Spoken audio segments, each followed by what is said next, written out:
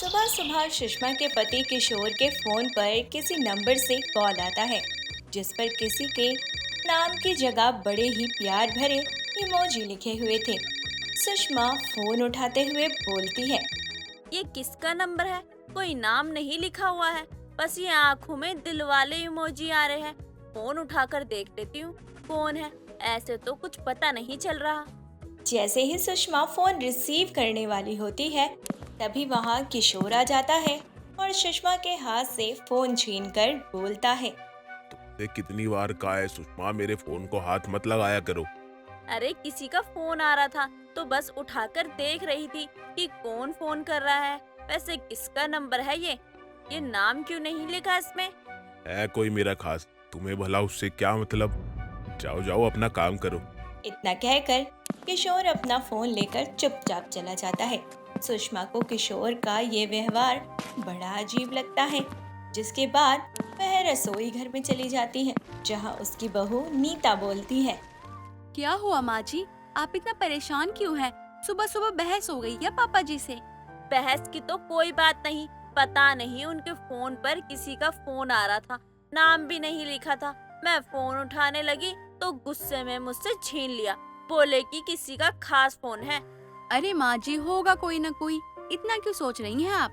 आप तो ऐसे रिएक्ट कर रही हैं जैसे आपके किसी सौतन का फोन आया हो। क्या कहा तूने? सौतन? कहीं सच में मेरी सौतन तो नहीं थी?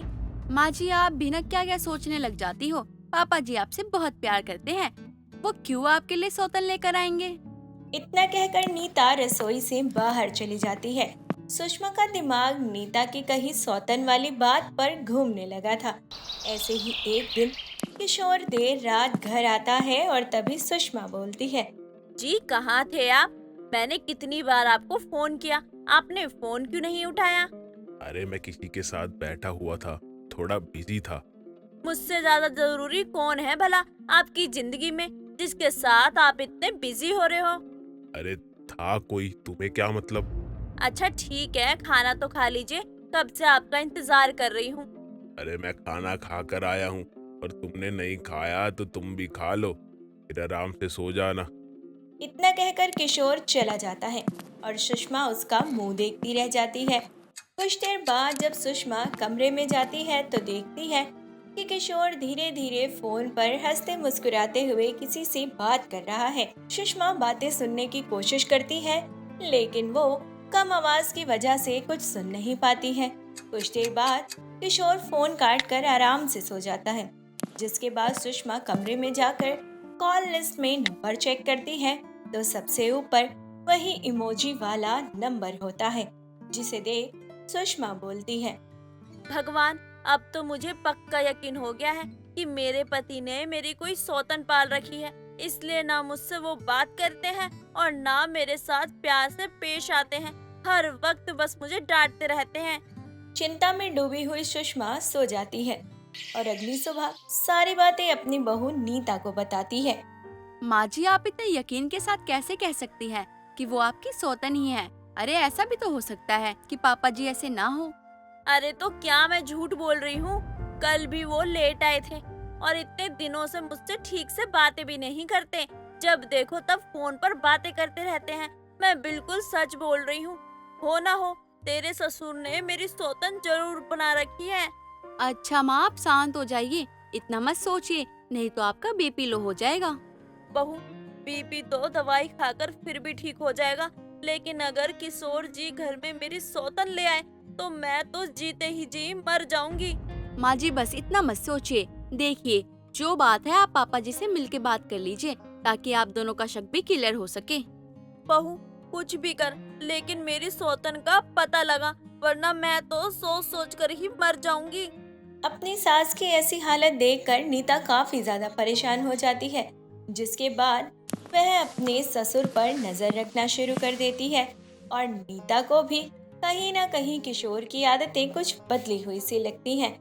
उसका देर रात घर आना और ज्यादातर वक्त फोन पर बिताना नीता को भी खटकने लगा था और अपनी सास की बातों पर उसे यकीन करने को मजबूर कर रहा था।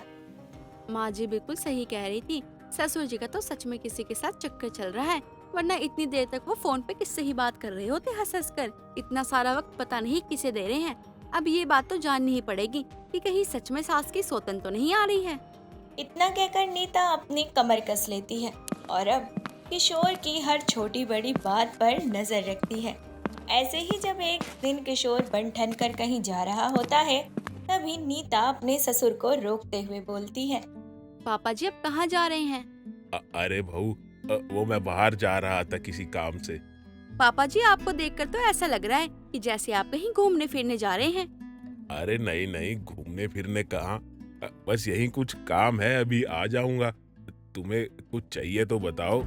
नहीं नहीं पापा जी, मुझे कोई काम नहीं था, मैं तो बस ऐसे ही पूछ रही थी। तभी वहां पर सुषमा आ जाती है और किशोर उसे देखकर बड़ी ही रफ्तार से घर से निकल जाता है।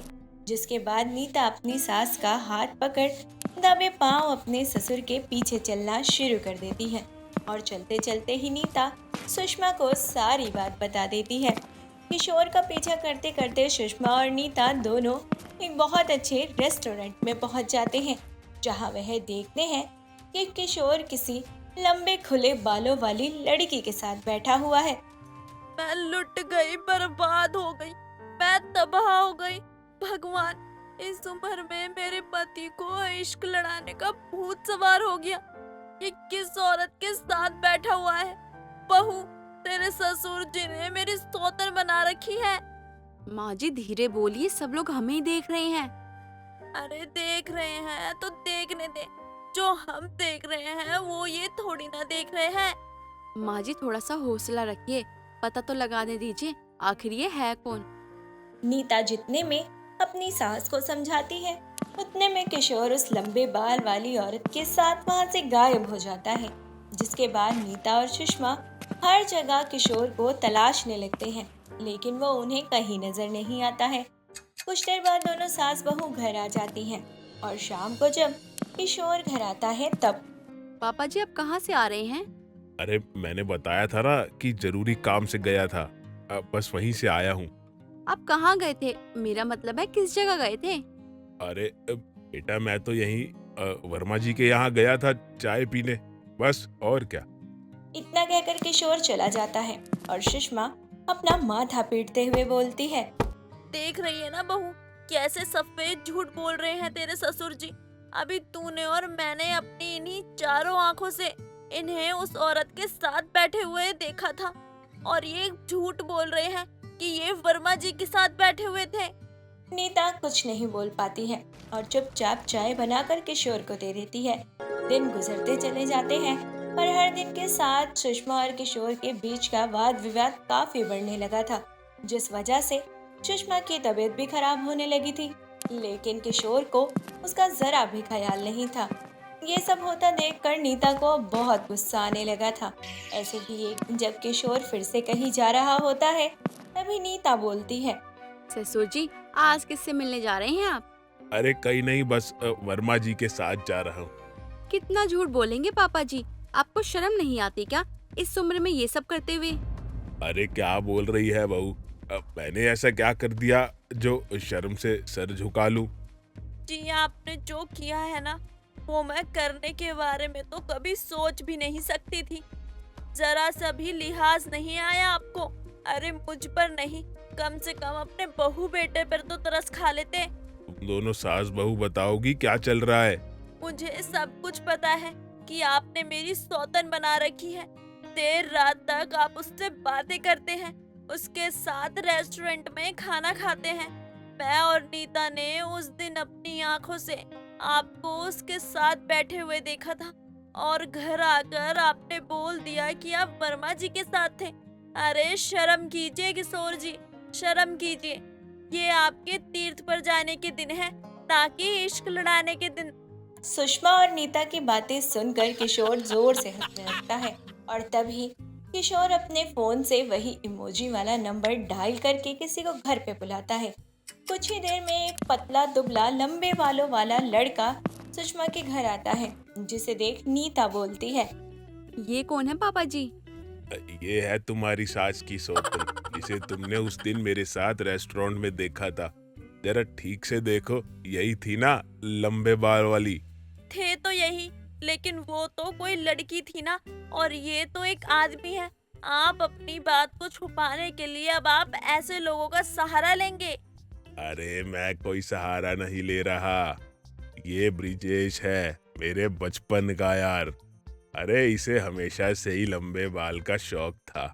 इसने आज तक बाल ही नहीं कटवाए और ऊपर से पतला दुबला। इसको ज्यादातर लोग लड़की ही समझते हैं। और ये वैसे भी नाटक कंपनी में काम कर चुका है। तो और वो इमोजी वाला नंबर है ना, वो भी इसी का था। और इतने दिनों बाद इससे मिला तो सोचा कि ज्यादातर वक्त इसी के साथ बिताऊं। बचपन की यादें ताजा जो हो गई। जिसके बाद ब्रिजेश सारी बातें सभी को बताता है। सुषमा एक लंबी सांस लेती है और उसे काफी राहत महसूस होती है और आखिरकार सुषमा को यकीन हो जाता है कि उसकी कोई सौतन नहीं है और अपनी सास और ससुर के बीच वापस से सुलह देखकर नीता को भी तसल्ली हो जाती है। सुजाता अपनी बेटी रूही के आलसपन से काफी परेशान थी। आलसपन तो रूही का फिर भी ठीक था। जब भी सुजाता अपनी बेटी के लिए रिश्ता लेकर आती है तो या तो रूही उस रिश्ते के लिए मना कर देती या लड़के वाले रूही का चाल चलन देखकर इस रिश्ते के लिए मना करके चले जाया करते थे। माँ, ये लोग चले तो गए ना, अब जल्दी से मुझे कुछ खाने के लिए दे दो, मुझे बहुत तेज भूख लगी है। तुझमें शर्म बाकी है या वो भी बेच खाई तूने? तुझे इतनी बार कहा है कि लड़के वाले आए हैं, थोड़ा ढंग से बोला कर, बैठा कर, लेकिन तुझे तो 10 मिनट भी बैठने में मौत आती है। माँ, आप भी जानती हैं, मुझे अभी शादी नहीं करनी। मेरी उम्र ही क्या है, आप भैया की शादी करवा दीजिए, मैं शादी नहीं करना चाहती। जिस लड़के को मैं पसंद करके लाती हूँ उसे तू मना कर देती है, और जो लड़का तुझे पसंद आता है वो तुझे तेरे मुंह पर ना करके चला जाता है। अब बता, तुझसे शादी करेगा कौन? अरे माँ, वो लड़का सिगरेट पी रहा था बालकनी में जाकर। मैंने भी कहा क्या मैं सुट्टा लगा सकती हूँ, बस इतने में आकर अपनी माँ से कहने लगा कि लड़की सिगरेट पीती है। खुद पी रहा था तो ठीक था, मैंने बोला तो गलत। अरे बैल बुद्धि, वो लड़का है और तू लड़की है। अब माँ मैं क्या ही कहूँ, जब आप ही लड़का लड़की में फर्क कर रहे हो तो देखना, एक ना एक दिन मेरे लिए एक ऐसा लड़का आएगा जिसे देखकर आप भी कहेंगे कि हाँ ये रूही की पसंद है। ऐसे ही समय बीत रहा था। सुजाता को अपनी बेटी की शादी की चिंता होने लगी, लेकिन रूही अधिकतर रिश्तों को मना कर दे रही थी। अब सुजाता परेशान होकर एक रोज अपने कमरे में बिस्तर पर लेटी होती है। शाम का समय होता है और रूही बाहर से आती है। घर के चारों तरफ अंधेरा होता है, कहीं भी लाइट नहीं जल रही होती है। ये देख रूही अपनी माँ को आवाज लगाने लगती है। अरे माँ, कहाँ हो आप? और ये घर में इतना अंधेरा क्यों है? घर में सब ठीक तो है ना?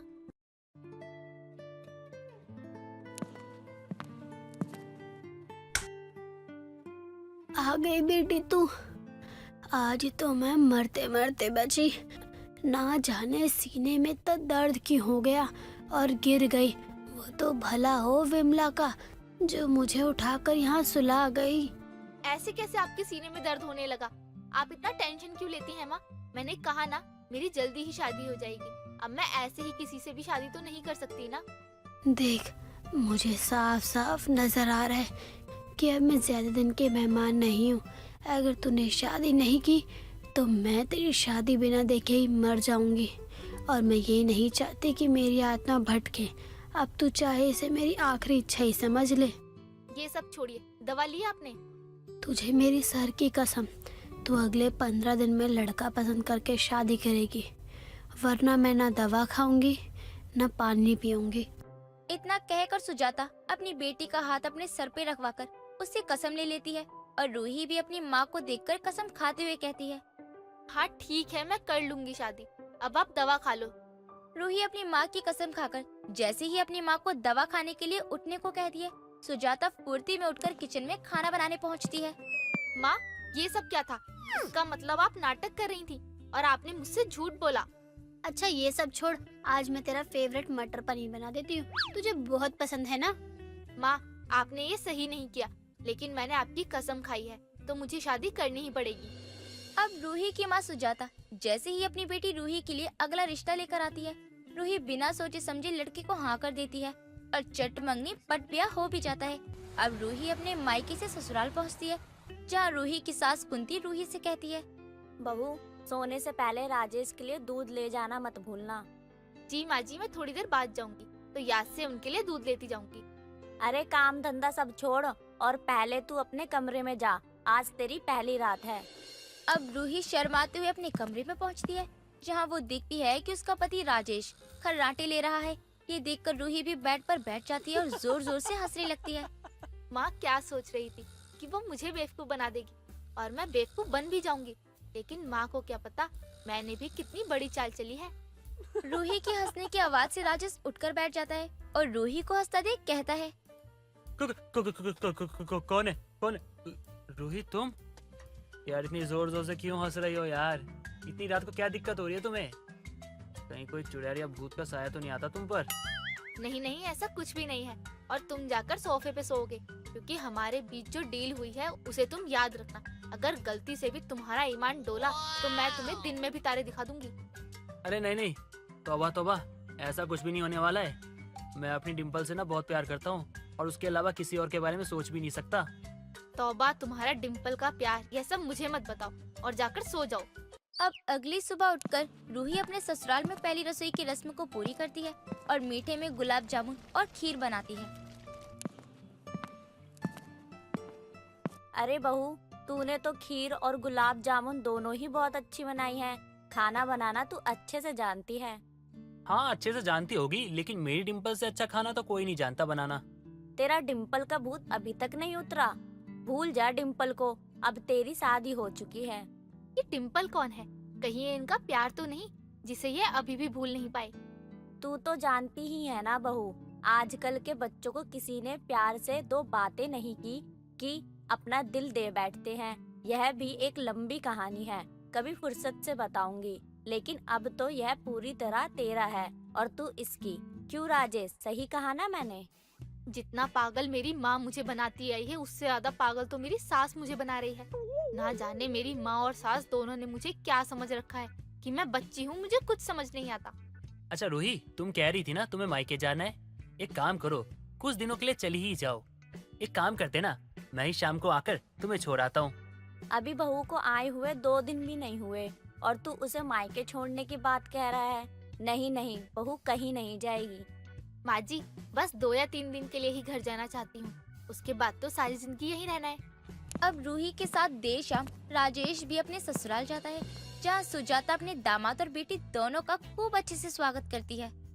अरे नजर ना लगे मेरी बेटी और दामाद की जोड़ी को, कितने प्यारे लग रहे हो तुम दोनों।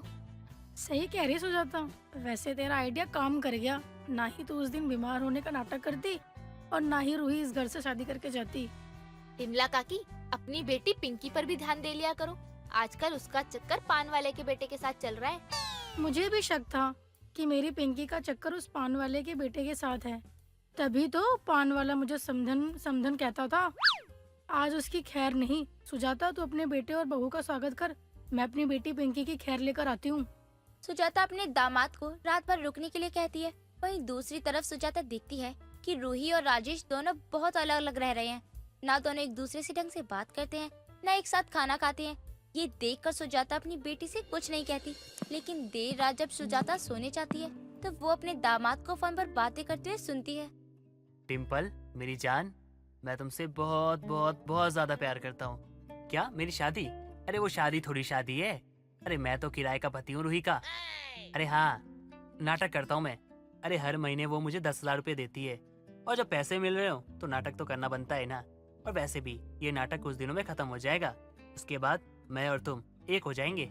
सुजाता के हाथ में पानी का गिलास होता है, जो राजेश की बात सुनकर वहीं गिर जाता है और राजेश अपनी सास को देखकर हक्का बक्का रह जाता है।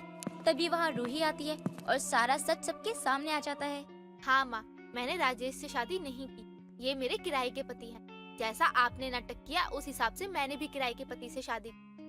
हे प्रभु, ये कैसा दिन दिखा रहा है तू मुझे। इससे अच्छा तो ये लड़की कुंवारी ही रहती, कम से कम इसके लिए ढंग का लड़का तो ढूंढ पाती मैं समय लगाकर। अब तो इसने बदनामी भी करवा दी है, अब मैं किस किस को अपना मुंह दिखाऊंगी। रूही और राजेश का सच सबके सामने था। कुंती को भी जब ये बात पता चलती है तो कुंती अपने बेटे को उस डिम्पल का साथ छोड़ने के लिए कहती है, जो कि एक लड़का था। दरअसल राजेश को एक लड़के से प्यार था और बहुत मकसद के बाद राजेश रूही को अपना पाता है, क्योंकि कुंती लगातार अपने बेटे को मरने की धमकी दिया करती थी। देर से ही सही, लेकिन किराए का पति अब रूही का असली पति बन चुका है। सरला ने अपनी बेटी खुशबू की शादी कुछ महीने पहले ही की थी, लेकिन वो अपनी बेटी के ससुराल वालों की लड़ाई झगड़ों से काफी परेशान हो चुकी थी। आज तो मुझे पूजा के ससुराल जाना ही होगा। इनका तो रोज का हो गया है। मेरी बेटी भी कितना परेशान हो रही है। आज तक उसने कभी भी ऐसी लड़ाई झगड़े नहीं देखे। अरे बहू, बूढ़ा अब तक घर नहीं आया क्या? कब का मैंने चीनी लेने के लिए भेजा था, देख अब तक नहीं आए। आते ही होंगे माँ जी, कोई मिल गया होगा तो उनसे बातें करने लगे होंगे। हाँ, यही तो दिक्कत है। इस उम्र में भी इसकी गप्पे हाँकने की आदत नहीं गई। माँ जी, लगता है पापा जी आ गए। बोल दे इस बुढ़े से मुझसे कुछ कहने की कोई जरूरत नहीं है, वरना आज आर या पार। माँ, आप यहाँ? आपने बताया भी नहीं कि आप आ रही हैं आज। कैसी है मेरी बच्ची? सब ठीक तो है ना? और समधन जी, आप, मेरी बच्ची की शादी को अभी कुछ समय ही बीता है कि आप लोगों ने मेरी बेटी का जीना हराम कर दिया है। अरे समधन जी, आप बताया भी नहीं पूजा ने कि आप आ रही हैं, और पूजा को तो हमने कुछ किया भी नहीं है। हाँ माँ, आपको शायद कोई गलतफहमी हुई होगी। माँ जी और पापा जी तो मुझे कभी कुछ बोलते ही नहीं। लेकिन तू तो रात को रो रो कर कह रही थी ना कि मैं ये सब झगड़ा लड़ाई देख नहीं पा रही हूँ माँ, मुझे घर बुला लो। अरे बहू, तूने मेरे और बुढ़े के बीच हुए झगड़े के बारे में तो कुछ नहीं बताया ना समधन जी को। और समधन जी, आप खड़ी क्यों है? बैठिए ना। मैं आपको क्या ही बताऊं कि इस उम्र में आकर मेरे बुढ़े को ना जाने क्या ही हो गया है। बस हर बात पर गुस्सा करता रहता है। अब आप आ गई है ना, तो आप अपने समधी जी को समझा कर ही जाइएगा। सरला तो यहाँ अपनी बेटी का झगड़ा सुलझाने आई थी, लेकिन वो अपने समधी और समधन जी के बीच में फंस जाती है। अरे उमा, तुझे क्या हो गया? तुम मुझे समधन जी जैसी क्यों लग रही है? अरे तू तो समधन जी जैसी बन भी नहीं सकती। वो आपकी समधन जी है और मैं आपकी बीवी यहाँ पीछे खड़ी हूँ। इसका मतलब समधन जी आप? अरे आप कब आई? बताया भी नहीं मुझे। और कैसी हैं आप? बहू, समधन जी को खाना वाना दिया कि नहीं? हाँ, समधन जी की खातिरदारी करने के लिए बहू है ना। तुम अंदर चलो, तुम्हारी खातिरदारी मैं करती हूँ, वो भी अच्छे से। अरे देखो, घर में मेहमान आए, थोड़ी इज्जत करो। मर्दों की इज्जत होती है घर में, थोड़ी इज्जत तो दे ही सकती हो। समधन जी को पता है कि घर में तुमने कितनी इज्जत कमाई है, तो उनके सामने अच्छा बनने की नाटक छोड़ो और जाकर खाना खाओ। वैसे भी मैं आपसे बहस करना नहीं चाहती। सरला अपनी समधी और समधन की बातें सुन रही होती है, लेकिन वो उन दोनों के बीच कुछ भी नहीं कहती। अब अगली रोज सुबह सुबह ही लड़ने झगड़ने की आवाज सुनकर जब सरला हॉल में आती है तो देखती है कि उसके समधी और समधन आपस में लड़ रहे हैं। पूजा बेटा, तू शांत क्यों नहीं करवाती अपने सास ससुर को? माँ, अब तो मुझे इन कुछ महीनों में पूजा की आरती और भजन से ज्यादा इनके लड़ने झगड़ने की आदत हो गई है। मेरी बच्ची भी कितनी हिम्मत वाली हो गई है जो सुबह सुबह इन दोनों का लड़ाई झगड़ा देख रही है। माँ, चलो आप चलकर चाय पी लो, ये दोनों लड़कर खुद ही शांत हो जाएंगी। अरे यहीं ले आ चाय, झगड़ा देखते देखते पी लूंगी। सरला अब अपने समधन और समधी को लड़ते हुए देखकर चाय पी रही थी। इस उम्र में मुझे तुमसे और चाहिए ही क्या? प्यार करना तुम्हें आता नहीं और अपनी जिम्मेदारियों को तुम समझते नहीं। अरे तुम कैसी बातें कर रही हो कि मैं तुमसे प्यार नहीं करता? अगर मैं तुमसे प्यार नहीं करता ना, तो हमारे घर में दो निकम्मी औलादें नहीं होती। तुम अब की बात करो, पहले की नहीं। और तुम्हारी जिम्मेदारियाँ कहाँ गई? इस उम्र में हम दोनों अगर एक दूसरे का साथ नहीं देंगे तो कौन देगा? अरे अब कितना साथ दूं? हमेशा तो तुम्हारे साथ ही रहता हूँ। अगर तुम्हें नहीं लगता कि मैं तुम्हारा साथ दे रहा हूँ बुढ़ापे में, तो ठीक है, तुम्हें जैसा समझना है समझो। तुम्हारी दिक्कत, तुम्हारी परेशानी तुम झेलो, मुझे कोई मतलब नहीं। मेरे दोस्त मेरा इंतजार कर रहे होंगे, मैं जा रहा हूँ। अरे सच सवर कर तो तुम घर से ऐसे निकलते हो जैसे तुम्हें तो इस उम्र में कोई और पसंद कर लेगी और तुम मेरी सौतन ले आओगे इस घर में। अरे तुम्हें जो ठीक लगे तुम सोचो यार, मैं चला। लेकिन ये मत भूलना, इस उम्र में कोई तुम्हें एक कप चाय ना दे, लड़की तो दूर की बात है। ये सब बातें तुम मुझे मत बोलो। अगर मैंने ये बातें दिल पे ले ली ना तो देख लेना, इस घर में तुम्हारी सौतन ले आऊंगा। मजनू ये बोलकर बाहर चला जाता है। इधर उमा रोते हुए अपनी समधन से कहती है, अब आप ही बताओ, इस उम्र में ये ऐसी बातें करेंगे तो मुझसे भला कैसे बर्दाश्त होगा। अरे जाने दीजिए समधन जी, इस उम्र में कौन समधी जी को भाव देगा। जाने दीजिए, कुछ भी बोलते हैं। नहीं समधन जी, आप नहीं जानती हैं, नुक्कड़ पर पान बेचने वाला जो है ना, उसकी बीवी के साथ इसका चक्कर चल रहा है। हाँ माँ, मेरी सास एकदम सही कह रही है। मैंने तो पापा जी को उस औरत से कितने दिन बातें करते हुए भी सुना है। और तो और एक दिन तो वो मुझसे मिलवाने भी उस औरत को लेकर आए थे। हाँ समधन जी, इस बुढ़े के पीछे मैंने अपनी पूरी जवानी खराब कर ली, लेकिन अब ये बुढ़ा किसी और के पीछे अपना बुढ़ापा खराब कर रहा है। माँ जी चलिए आप खाना खा लीजिए, छोड़िए, पापा जी का दिमाग तो वैसे भी खराब ही रहता है। देर शाम तक मजनू घर नहीं आता। उमा मजनू का इंतजार कर रही थी। अरे समधन जी, हम मंदिर होकर आते हैं, बुढ़ा आएगा तो पूजा खाना दे देगी। हाँ हाँ चलिए ना, मैं भी कई दिनों से मंदिर जाने का ही सोच रही थी। उमा और सरला अपने घर के पास वाले मंदिर में पहुंचते हैं। तभी वो दोनों देखते हैं कि वहाँ किसी की शादी चल रही है। अरे समधन जी, देखिए ना कैसा जमाना आ गया है, इस उम्र में लोग शादी कर रहे हैं। राम राम, ऐसे ही लोग मंदिर बंद करवाएंगे। अरे पंडित जी, आप तो समझदार हैं, तो फिर क्यों आप पढ़ रहे हो मंत्र? अरे जाने दीजिए समधन जी, हमें क्या, हम तो यहाँ पूजा करने आए हैं। आइए माता रानी के दर्शन करके चलते हैं। हे भगवान, मेरे बुढ़े को थोड़ी सी अकल दे दो। उसमें सिर्फ अकल की कमी है, वरना दिल का वो बुरा नहीं है। मैंने आज उससे कुछ ज्यादा ही लड़ाई कर ली, अब तक घर भी नहीं आया है, ना जाने कहाँ होगा, कैसे होगा। मुझे बहुत चिंता हो रही है। समधन जी इतना मत सोचिए, समधी जी को अगर आपकी चिंता होती तो वो आपको छोड़कर नहीं जाते। ठीक कह रही हैं आप समधन जी। मजनू ये सब सुनकर अपना सहरा हटाता है और उमा को पीछे से आवाज लगाकर कहता है, उमा, तुम मुझसे इतना प्यार करती हो और मैं अभागा तुम्हारी बात नहीं समझ पाया। तुम यहाँ?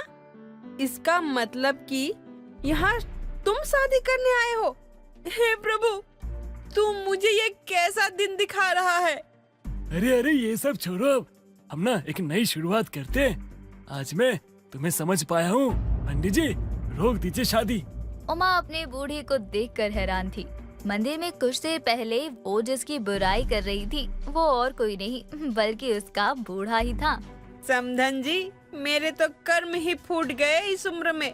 ये मेरी सौत लाने की सोच रहे हैं। हे प्रभु, आपने मुझे उठा क्यों नहीं लिया?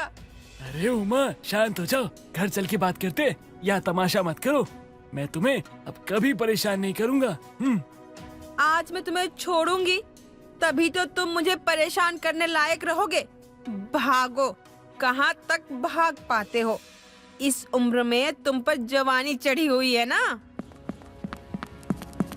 सत्यानाश हो इनका, कहाँ मैं अपनी बेटी की हिमायती बनकर आई थी और कहाँ अपने समधी समधन के सलाहकार बनकर रह गई हूँ। इस घटना के बाद उमा और मजनू के बीच सुलह तो नहीं होती, लेकिन बात और भी ज्यादा बढ़ जाती है।